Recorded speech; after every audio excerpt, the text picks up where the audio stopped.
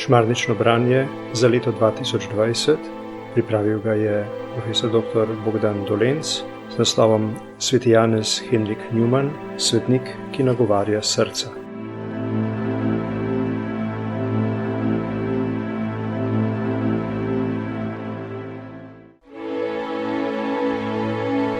Osemnajsti dan. Pridružen edini Kristusovi čredi. Včeraj smo slišali, kako je dobrotna, blaga Božja luč Janeza Henrika Newmana po mučnih dvomih in iskanju pripeljala v naročje katoliške cerkve. Vsa Anglija je osuplo opazovala, kako mu na tej poti mnogi sledijo. Najslavnejši angleški spreobrnjenec, ugledni pridigar in oxfordski učitelj je 8. oktobra 1845 ponižno pokleknil pred potujočega katoliškega duhovnika in ga prosil, naj ga sprejme v edino Kristusovo čredo. Italijanski duhovnik Domenico Barberi je sredi 19. stoletja kot misijonar oskrboval katoličane na Angleškem, ki so bili majhna in zaničevana manjšina. Njihovo število pa je raslo, ker so v nova industrijska mesta prihajali katoliški irski priseljenci. Po železnici je potoval od enega misijona do drugega, spovedoval in sprejemal spreobrnence v katoliško cerkev. Ta mož je torej 8. oktobra 1845 na povabilo Janeza Henrika Newmana prišel na obisk v Littlemore. Čudil se je, kako da slednik bi lahko vse življenje užival v udobje oxfordskega učitelja, živi tam kot kakšen ubožen menih.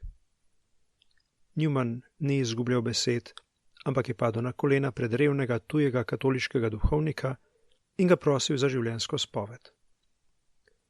Mojster angleškega jezika in slavni oxfordski pridigar je klečal pred tujcem, ki je komaj za silo obvladal angleščino in mu pripovedoval dolgo zgodbo svojega življenja.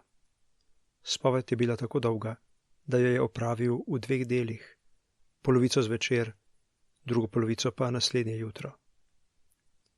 Naslednji dan je Newman napisal okoli 30 pisem in najbližje prijatelje obvestil o svojem koraku. Ko je eden od njih prejel pismo, ga je ves dan nosil s seboj v žepu. Ni si ga upal odpreti, ker je slutil, kakšno sporočilo prinaša. Mnoge prejemnike je novica osupnila.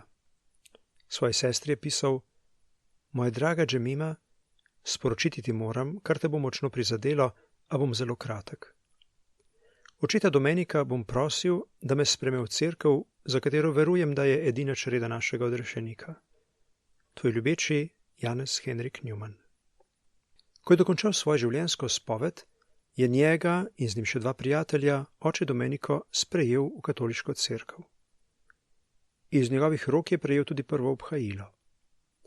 Kasneje je ta italijanski misijonar izjavil, da je bil Newman najponižnejši in najljubeznivejši človek, kar jih je kdaj srečal.